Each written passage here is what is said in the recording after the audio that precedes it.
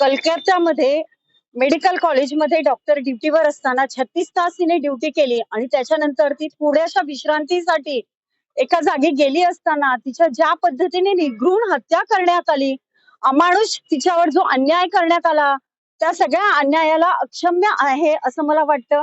आणि आम्ही सगळे डॉक्टर जेव्हा अभ्यास करून नीट क्रॅक करून डॉक्टर होतो आणि 36-36 तास काम करून आम्ही आमच्या आयुष्याला, आमच्या खाण्यापिण्याला, आमच्या वेळेला कधीही आम्ही महत्व न देता फक्त आणि रुग्ण सेवेलाच महत्व देतो.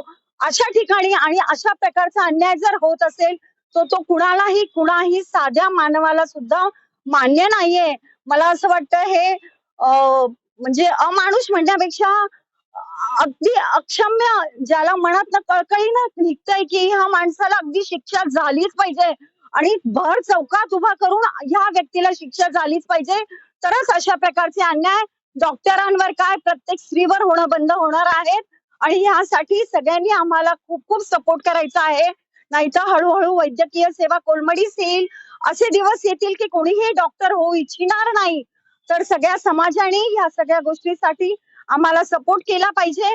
आणि ज्या डॉक्टरांवर असा अन्याय झालेला आहे, देव तिच्या आत्म्याला शांती मिळो आणि तिला ऍटलीस्ट मृत्यूनंतर तरी न्याय मिळो आणि सरकार जागी होवो, ही कळकळीची विनंती.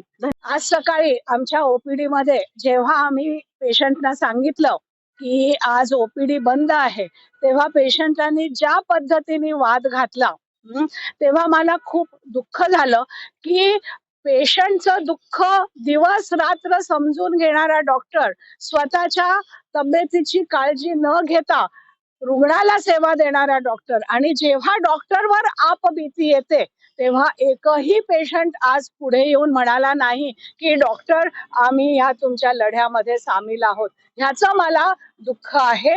आणि आपलं सामाजिक जबाबदारी, आपल्याला आपल्यावर एक सामाजिक जबाबदारी आहे. आपण समाजाचा एक भाग आहे. आपण समाजाप्रती काही कृतज्ञता लागतो, बांधिलकी आहे, ही जी भावना कमी होत आहे त्याच्याबद्दल तीव्र दुःख होत आहे.